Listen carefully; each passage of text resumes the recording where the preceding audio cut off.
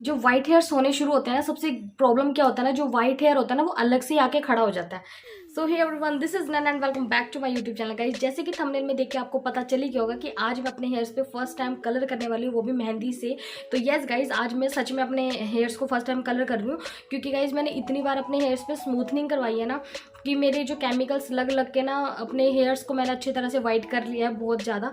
अभी भी आप देख रहे होंगे एक सामने वाइट बाल चमक रहा है गाइस, सच में बहुत ज़्यादा वाइट हेयर्स होने लगे मेरे। एक चीज़ मैं आपको बताना चाहती हूँ, अपने मेरा पर्सनल एक्सपीरियंस बताना चाहती हूँ। मैंने आज तक अपनी स्मूथनिंग करवाई है, आई थिंक 4 टाइम्स मैंने स्मूथनिंग करवाई है।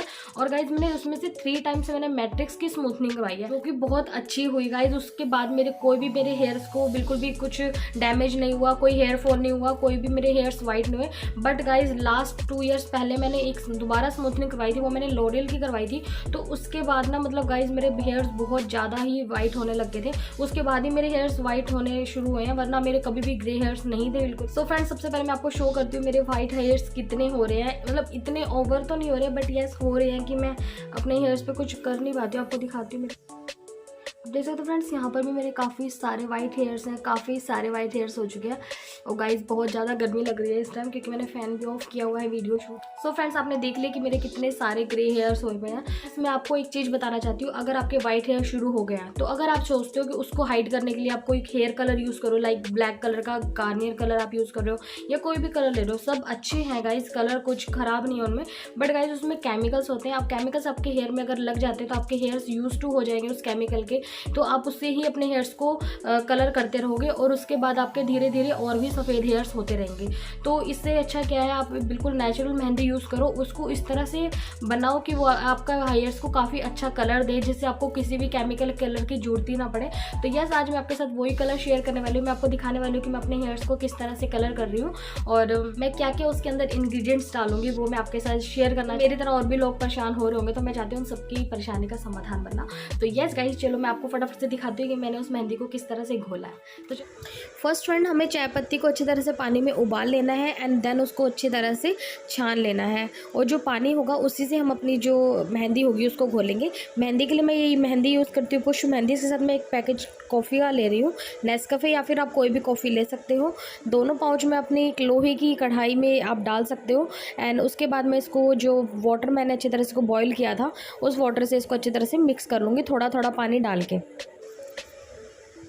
एंड जब ये अच्छी तरह से घुल जाएगी मेहंदी, देख सकते हो फ्रेंड्स ये अच्छी तरह घुल चुकी है। और उसके बाद हम इसके अंदर कॉफ़ी का पाउच डालेंगे। मैं एक डाल रही हूँ, आप चाहो तो 2 भी डाल सकते हो। एंड इसको भी अच्छी तरह से मिक्स कर लूँगी एंड देन इसको थोड़ी देर के लिए लीव कर देंगे हम इसको अच्छी तरह से ढक। 2 hours later. After 2 hours mehndi का कलर काफ़ी अच्छा आ चुका है। एंड देन इसके अंदर आप देख सकते हो, मैं इसको चेक कर रही हूँ, थोड़ी सी थिक है, तो मैंने इसके लिए अंदर डाला है 2 चम्मच दही।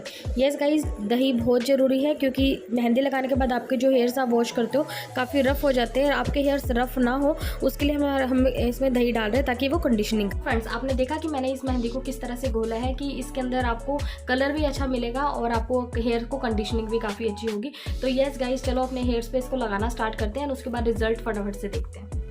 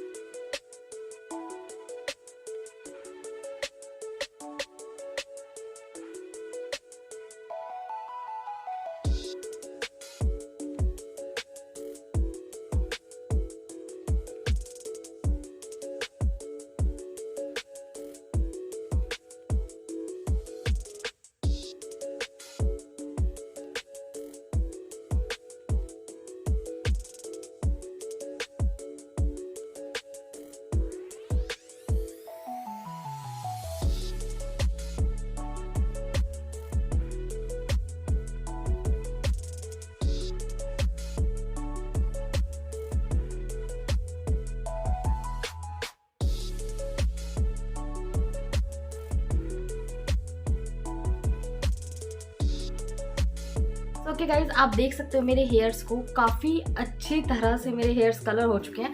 और अभी मैं थोड़ा रोशनी में जाऊँगी, मतलब जैसे धूप में, जैसे लाइक धूप में मैं गई तो मेरे हेयर्स एकदम बरगंडी कलर के हो जाएंगे, मतलब शाइन करते हैं गाइस, काफ़ी अच्छे, मतलब रेड कलर हो गया मेरे हेयर्स का।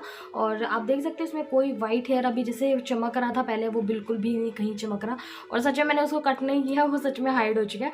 अच्छा गाइस, आपको बात बताइए, जो व्हाइट हेयर्स होने शुरू होते हैं ना, सबसे प्रॉब्लम क्या होता है ना, जो व्हाइट हेयर होता है ना वो अलग से आके खड़ा हो जाता है। कौन मेरे साथ रिलेट करता है गाइस, प्लीज मुझे कमेंट बॉक्स में बताना कि आपका भी अगर कोई व्हाइट हेयर है तो वो अलग से बाहर निकल के आ जाता है, आता है ना गाइस।